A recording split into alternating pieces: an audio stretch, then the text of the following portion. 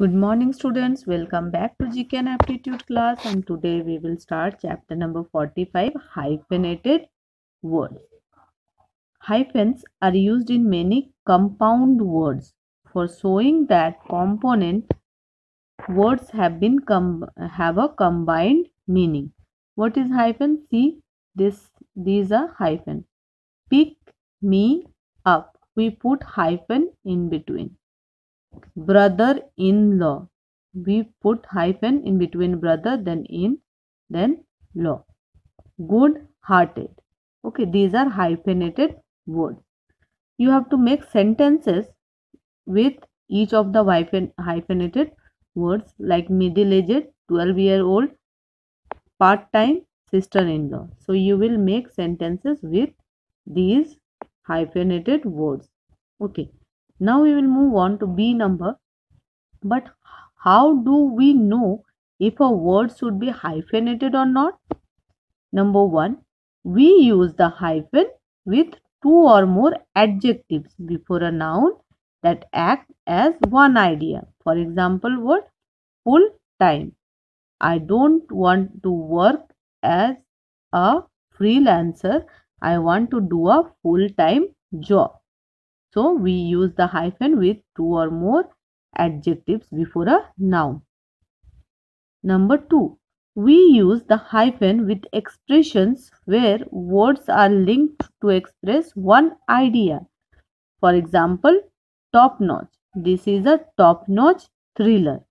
Okay. To express one idea, we also use hyphen. Number three, we use the hyphen with fractions or ordinal numbers consisting of two words. For example, 84, 37, like that. With fractions also, we use what? Hyphen.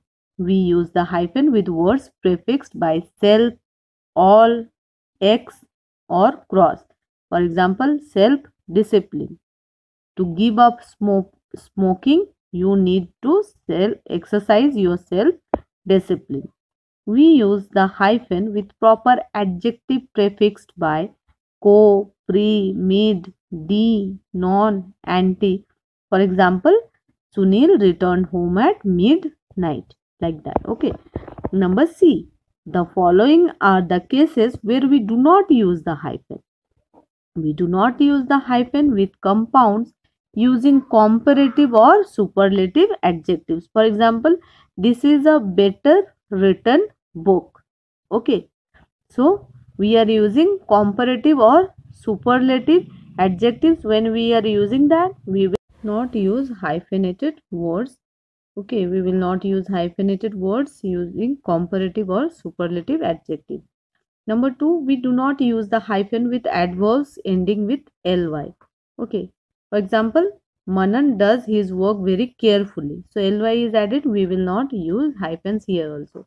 We do not use the hyphen with words prefixed with an, in, this, co, in, non, post, out, by, counter, my, miss, micro, inter, semi, anti, re, and so on. The list is much longer.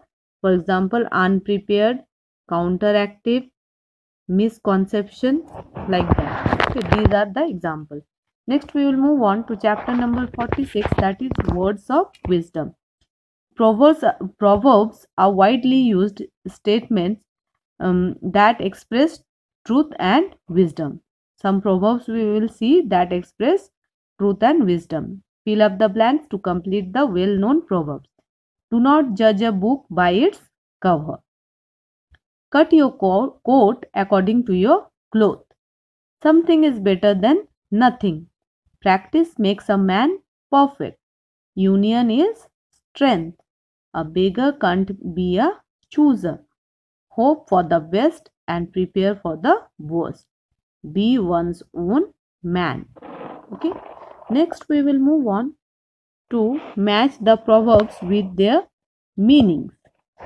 Man proposes and God disposes. What will be the answer? Answer is people make plans, but they cannot control the outcome of their plans.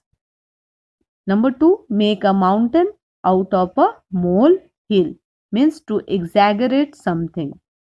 Number 3, when one door shuts, another opens, means when you lose one opportunity, you find another one. Number 4, pride goes before a fall. That is, if you are proud and overconfident, you will make mistakes and will be defeated. Number 5, the darkest hour is just before dawn. That means what? That means it may signal that they are about to get much better. Number 6, you can't get blood out of stone. That is, you cannot help from an uncharitable person. You cannot get help from an uncharitable person. Number 7, pay through the nose. Means what? To pay an exorbitant price. To pay an exorbitant price. Next, we will move on to chapter number 47, that is grammar time sobriquets. Sobriquets are the special names given to people and places because of their prominent features, characteristics, or deeds. Whatever they have done, or because of the features and characteristics, they are given some special names. That special names are called sobriquets. Okay, now we will match the following. Here are the sobriquets and the name of places, things, or persons. The Iron Man of India. Whom we call the Iron Man of India? Sardar Vallabhbhai Patel. Frontier Gandhi will be Abdul Zafar Khan. Pink City is Jaipur. Queen of Mountains is Mussoorie. Okay. Lion of Punjab is Lala Lajpat Rai. Next, Grand Old Man of India is Dadabhai Naroji. Missile Man is APJ Abdul Kalam. Saints of Gutters is Mother Teresa. Gurudev is Rabindranath Tagore. Shahid-e-Azam is Bhagat Singh. City of Temples is Bhubaneswar. And the Golden City is Jaisalmer. Okay. So, these are the sobriquets and the names of the places, things, or persons. So, you will mark this in your book and you will learn them. Okay. We will meet in the next video. Okay. With 3 more chapters. So, till then, take care. Bye and thank you, children.